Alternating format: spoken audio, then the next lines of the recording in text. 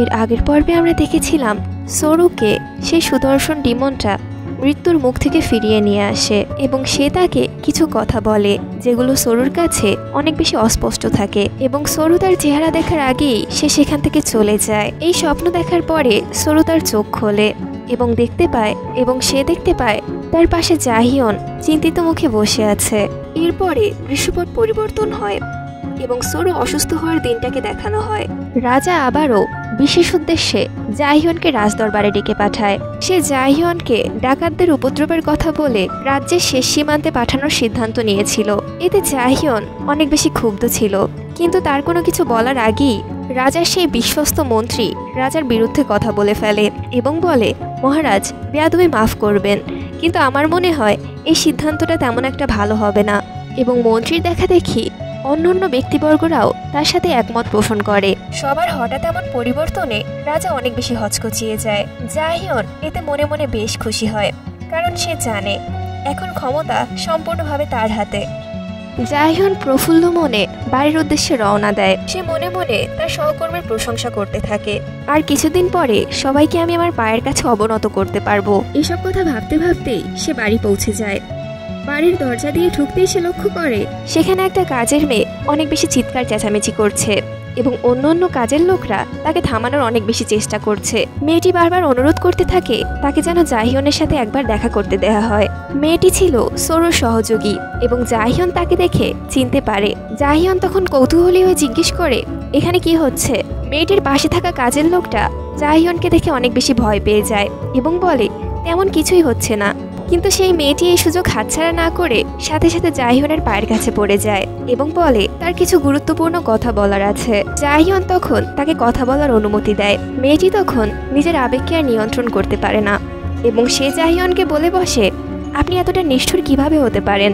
আপনি ম্যাডাম সরুকে বিশ্রাম নেওয়ার মতো সময় দিচ্ছেন না। তার কথা শুনে জাহিয়ন বেশ বিরক্ত হয়ে যায় এবং সে বলে, প্রথমে সে এখানে থাকার জন্য উৎফুল্ল ছিল, আর এখন কিনা সে নালিশ জানানোর জন্য লোক পাঠাচ্ছে। এটি উত্তরে তখন তাকে বলে, সে আমাকে এখানে পাঠায়নি, আমি নিজের ইচ্ছায় এখানে এসেছি, কারণ আমি তার দুরবস্থা আর সহ্য করতে পারছিলাম না। আপনার মনে কি কোনো দয়া নেই? সে এত বেশি অসুস্থ যে গতকাল থেকে তার জ্ঞান ফেরেনি, অথচ আপনি তবুও তার মাংসে ছুরি চালাচ্ছেন। যদি এমনটাই চলতে থাকে হয়তোবা তার সাথে অনেক খারাপ কোনো কিছু হয়ে যেতে পারে। জাহিয়ন এই কথা শুনে হঠাৎ করেই চমকে যায়। জাহিয়ন তখন মেয়েটির দিকে কিছুটা অগ্রসর হয়ে জিজ্ঞেস করে, অজ্ঞান হয়ে গিয়েছে, কিন্তু আমাকে এই ব্যাপারে কেউ জানায়নি কেন?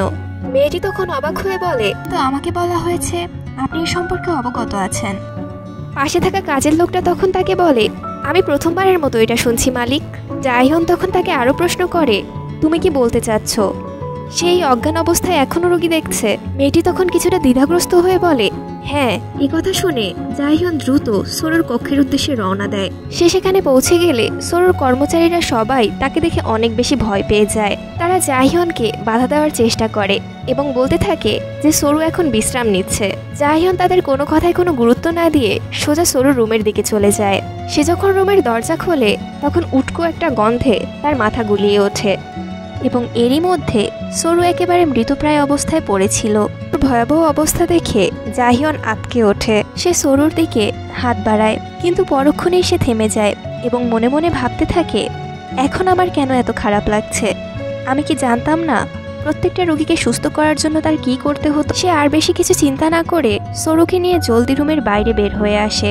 বাইরে দাঁড়িয়ে থাকা কর্মচারীদের সে তীক্ষ্ণ গলায় বলে, এ ব্যাপারে আমাকে কেন অবগত করা হয়নি? সে ব্যাপারে আমি স্পষ্ট উত্তর চাই।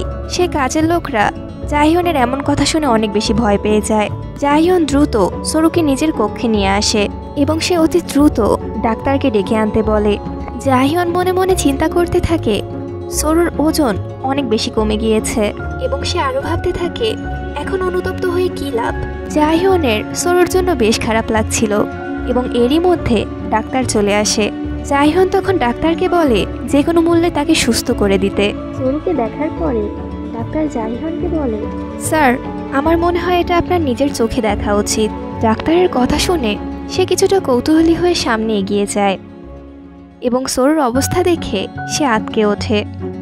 সরুর শরীরের বিভিন্ন জায়গায় ক্ষত সৃষ্টি হয়েছে এবং তাতে ইনফেকশন তৈরি হয়েছে।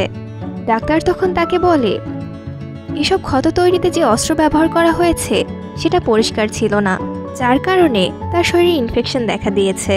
তার অবস্থা দেখে মনে হচ্ছে সে বিশেষ একটা পাতার রস সেবন করেছে, যেটা মানুষের শরীরের ব্যথার অনুভূতিকে কমিয়ে দেয় এবং যেটা মানুষের জন্য অনেক বেশি ক্ষতিকর। জাহিয়নের তখন সরুর রুমের সেই অদ্ভুত গন্ধটার কথা মনে পড়ে যায়। ডাক্তার তখন তাকে আরো বলে, আমি তাকে সম্পূর্ণভাবে সুস্থ করার ব্যাপারে সন্দিহান। এমনও হতে পারে এর ফল তাকে সারা জীবন ভোগ করতে হতে পারে। ডাক্তারকে থামিয়ে দিয়ে জাহিয়ন বলে, আপাতত তাকে সুস্থ করার দিকে মনোযোগ দাও। জাহিয়ন দ্রুত রুমের বাইরে বেরিয়ে আসে এবং বাইরে থাকা কর্মচারীদেরকে বলে, সরুর দেখাশোনার দায়িত্বে যতজন কর্মচারী ছিল সবাইকে পেটানোর ব্যবস্থা করো, আর যদি তা করতে ব্যর্থ হও তাহলে আমি তোমাদেরকে পেটানোর ব্যবস্থা করব। জাহিয়ন প্রচণ্ড পরিমাণে ক্ষুব্ধ ছিল, যা দেখে কর্মচারীরা দ্রুত সেখান থেকে ছুটে পালায় এবং সরুর দায়িত্বে থাকা কর্মচারীদেরকে বেঁধে পেটানোর ব্যবস্থা করে। এসব ঘটনা শুনতে পেয়ে জাহিয়নের কর্মচারী দ্রুত জাহিয়নের কাছে ছুটে আসে এবং তার কাছে এসবের কারণ জানতে চায়। উত্তরে জাহিয়ন বলে, মহিলার বাসার কর্মচারীগুলো তার রক্ত বেচা কেনা শুরু করেছিল, আর দেখে বোঝা যাচ্ছে কেবল একজন বা দুজন নয়, কম করে হলেও 10 জন এর সাথে জড়িত ছিল। জাহিয়নের কর্মচারী এই কথাগুলো শুনে শিউরে ওঠে এবং বলে, কোনো মানুষের সাথে কেউ এমনটা কিভাবে করতে পারে? তারা ম্যাডামের সাথে ফার্মের কোনো পশুর মতো আচরণ করেছে। তুমি ঠিক বলেছ। যেহেতু আমি তার দিকে তেমন একটা মনোযোগ দিতাম না, তারা ভেবেছে তারা এসব করে পার পেয়ে যাবে। আমিই তাদেরকে এমনটা করার সুযোগ করে দিয়েছি। মেয়েটি আমাকে বলেছিল সে স্বাভাবিক একটা মানুষের মতো জীবনযাপন করতে চায়, অথচ আজ তাকে পশুর মতো জীবনযাপন করতে হচ্ছে। তার সহকারী তখন তাকে বলে, এমনটা হবে তুমি সেটা বুঝতে পারোনি, তাই নিজেকে দোষারোপ করো না। জাহিয়ন তখন অনেক বেশি ক্ষেপে যায় এবং বলে, তোমার মনে হয় আমার নিজেকে দোষারোপ করা উচিত না? আমি জানতাম প্রত্যেকটা রোগীকে সুস্থ করার জন্য তার কি করতে হয়, অথচ তারপরেও আমি তার কাছে একটার পর একটা লোক পাঠিয়েছি। আমি তোমার মতো হিপোক্রিট না। আমি নিজেকে দোষারোপ করছি না, আমি কেবলমাত্র রাগান্বিত এই কারণ তারা আমার জিনিস চুরি করার সাহস করেছে। তার সহকারী তখন তাকে প্রশ্ন করে, তাহলে তুমি এখন কি করবে? উত্তরে জাহিয়ন জানায়, এর সাথে জড়িত সকল কর্মচারীদেরকে আমি মৃত্যুদণ্ড দেওয়ার ব্যবস্থা করব। তার সহকারী তখন জাহিয়নকে ঠান্ডা মাথায় চিন্তা করার কথা বলে এবং বলে, এ ব্যাপার যদি বাইরে জানাজানি হয়ে যায় তাহলে তোমার অনেক বেশি বদনাম হবে জাহিয়ন, তাই ব্যাপারটা আমাকে হ্যান্ডেল করতে দাও। জাহিয়ন তখন ক্ষুব্ধ হয়ে বলে, এর সাথে তোমার কোনো সম্পর্ক নেই। তার সহকারী তখন তাকে আরও বলে, তুমি তাদেরকে মৃত্যুদণ্ড দিলে কি ম্যাডাম আবার সুস্থ হয়ে যাবে? নিজের আবেগকে নিয়ন্ত্রণ করো জাহিয়ন, আমরা অনেকটা দূর পথ এসে পড়েছি। জাহিয়ন তখন ব্যাপারটা তার সহকারীর হাতে ছেড়ে দেওয়ার সিদ্ধান্ত নেয় এবং বলে, আমি আশা করি তুমি সব কিছু ঠিকঠাকভাবে গুছিয়ে নেবে, এবং সে সেখান থেকে চলে যায়। সরুর পাশে বসে বসে জাহিয়ন ভাবতে থাকে, তোমার এই অবস্থা হওয়ার কথা ছিল না। এই বিয়েতে মতামত দেওয়ার মতো তোমার কোনো সুযোগ ছিল না। গার্ডিয়ান তোমাকে শুধুমাত্র ব্যবহার করেছে, আর অপরদিকে আমি নিজের ঘৃণা এবং রাগ অকারণেই আমি তোমার উপর প্রকাশ করেছি।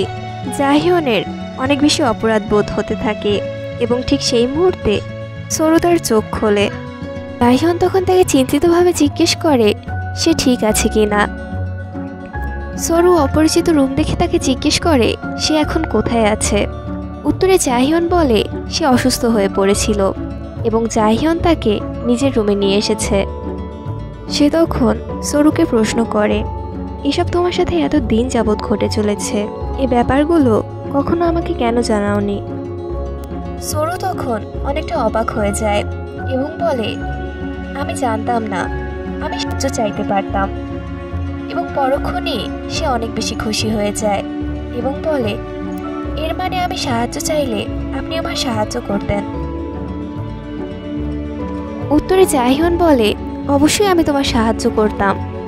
কিন্তু পরক্ষণেই তার প্রথম দিনের একটা ঘটনা মনে পড়ে যায়। সে সরুকে বলেছিল এ বাড়িতে এমনভাবে থাকবে যেন তুমি মৃত, এবং সে সাথে সাথেই চুপ হয়ে যায়। সে তখন সরুকে আবারও বলে, আমি তোমার সাথে অনেক বেশি অন্যায় করেছি, তুমি এর বিনিময়ে যে কোনো কিছু আমার কাছে চাইতে পারো। সরু তখন জাহিয়নকে প্রশ্ন করে, সত্যি? আমি যা চাইবো তা কি আপনি আমাকে সত্যিই দিবেন? উত্তরে জাহিয়ন বলে, অবশ্যই, যদি তা আমার সাধ্যের ভেতরে থাকে তাহলে সেটা আমি তোমাকে অবশ্যই এনে দেব। সরু তখন কিছুটা দ্বিধা এবং কিছুটা লজ্জায় পড়ে যায় এবং বলে, তাহলে আমি আপনার চেহারা দেখতে চাই। যেহেতু আমি চোখে দেখতে পাই না, তাই আমার চোখ দ্বারা আপনাকে দেখা সম্ভব না। আমি আপনার চেহারাটাকে স্পর্শ করে দেখতে চাই, কিন্তু অবশ্যই আপনার অপছন্দ হলে এমন কোনো কিছু করার কোনো দরকার নেই। তার কথা শুনে জাহিয়ন ভাবতে থাকে, সামান্য এই জিনিস, সে আমার চেহারাটাকে স্পর্শ করে দেখতে চায়, তার উপরে এত বেশি অত্যাচার করা হয়েছে। সে কি ভেবেছে আমি তাকে মিথ্যে আশ্বাস দিচ্ছি? সে তখন সরুকে বলে, তুমি তোমার ইচ্ছে মতো যে কোনো কিছু চাইতে পারো, যতক্ষণ অবধি তুমি নিজে ভালো অনুভব না করো। তুমি সম্পদ চাইতে পারো, অথবা তুমি আমাকে তোমার সামনে মাথা নত করতে বলতে পারো। কথা শুনে সরু তখন তাকে বলে, আপনার এসবের কোনো কিছুই করার দরকার নেই। সূর্যের উপস্থিতি সবার জীবনযাপনের জন্য যথেষ্ট, আর আপনি আমার জীবনে ঠিক সেই সূর্যের মতো। সরুর কথা শুনে তখন জাহিয়ন সরুকে তার চেহারা স্পর্শ করে দেখতে দেয় এবং সরু তার চেহারা স্পর্শ করে বলে, সে যথেষ্ট সুদর্শন একজন মানুষ। জাহিয়ন তখন সরুকে বলে, এটা কোনো চাওয়ার ভিতরে পড়তে পারে না, তাই এবার ভালো কোনো কিছু চাও। সরু তখন কিছুটা দ্বিধাগ্রস্ত হয়ে বলে, আমি জানি না এটা আমার চাওয়া ঠিক হবে কিনা, কিন্তু আমি চাই যাতে আপনি মাঝে মাঝে আমার সাথে দেখা করতে আসেন। তার কথা শুনে জাহিয়ন তখন তাকে বলে, এটা আমার রুম, আর আজ থেকে তুমি এখানেই থাকবে, তাই আমাদের বেশিরভাগ সময় দেখা হবে। এই কথা বলে জাহিয়ন সেখান থেকে বেরিয়ে যাচ্ছিল এবং সরু তখন তাকে ধন্যবাদ জানাতে চায়, কিন্তু জাহিয়ন তাকে থামিয়ে দিয়ে বলে, তোমার ধন্যবাদ পাওয়ার মতো আমি এমন কোনো কিছু করিনি। সে তখন রুম থেকে বেরিয়ে যায়।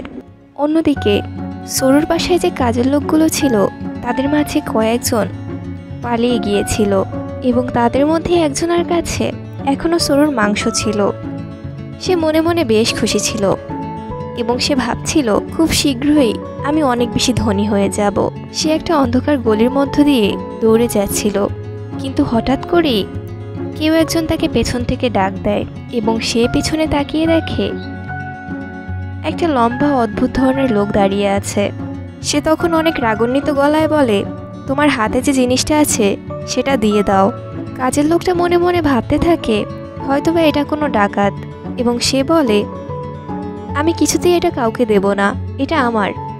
মুহূর্তের মধ্যেই সে কাজের লোকটার গলা চেপে ধরে এবং বলে, এটাকে স্পর্শ করা তোমার জন্য নিষিদ্ধ।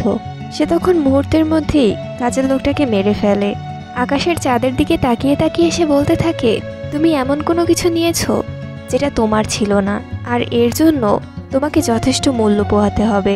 সে এই কথাগুলো জাহিয়নকে উদ্দেশ্য করে বলছিল নাকি এই কাজের লোককে উদ্দেশ্য করে, এটা স্পষ্ট বোঝা যাচ্ছিল না। তাহলে আজ এই পর্যন্তই, কথা হবে আবার নতুন কোনো পর্বে। ততদিন পর্যন্ত সবাই ভালো থাকুন, সুস্থ থাকুন এবং গল্পের সাথে থাকুন।